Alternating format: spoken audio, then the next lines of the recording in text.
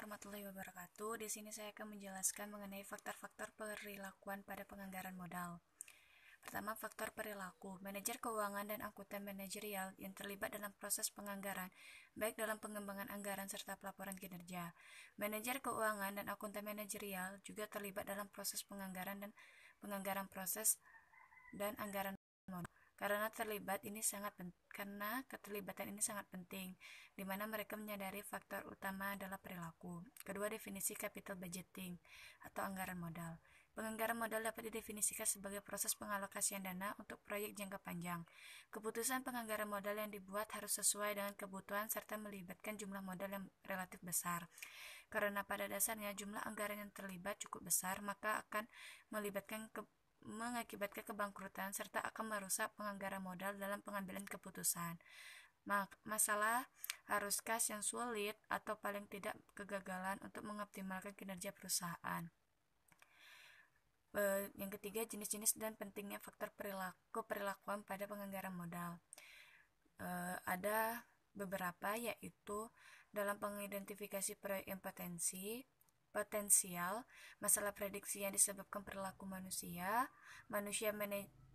masalah manajer dan ukuran kinerja jangka pendek, masalah yang disebabkan identifikasi diri sendiri dan proyek, pembentukan anggota dan proyek modal, penyusunan anggaran modal sebagai ritual, perilaku mencapai risiko dan menghindari risiko, dan terakhir membagi kemiskinan.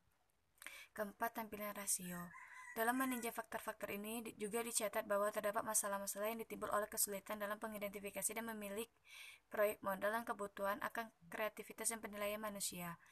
Kesimpulannya, seseorang dapat mengatakan bahwa proses penyusunan anggaran memiliki tampak muka rasionalitas, terutama ketika model matematis yang rumit digunakan. 5. Saran-saran perbaikan. Apa yang dapat dilakukan untuk mengurangi pengaruh dan merugikan dari faktor-faktor keperilakuan manusia terdapat proses penyusunan anggaran modal.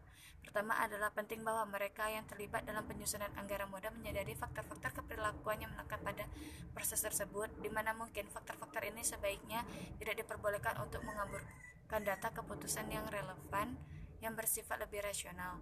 Kesimpulannya, disarankan bahwa mereka yang terlibat dalam proses penyusunan anggaran modal dalam manajemen proyek modal sebaiknya paling tidak menyadari akan faktor-faktor keperilakuan yang terlibat. Kesimpulan, keputusan dalam proses penyusunan anggaran modal seringkali mencerminkan faktor-faktor keperilakuan dan pihak pengambilan keputusan tersebut, walaupun hal ini mengandung resiko yang relatif tinggi. Tetapi hal ini masih belum memperoleh perhatian serius dari ahli penganggaran. Kondisi ini tampak jelas dalam proses penyusunan anggaran untuk proyek. Penyusunan anggaran dalam modal atas proyek dapat dilakukan berdasarkan apa yang dipahami dan diminati oleh penyusun. Selain itu, penjualan usulan anggaran modal tersebut juga sebaiknya mempertimbangkan pihak-pihak yang memberikan persetujuan.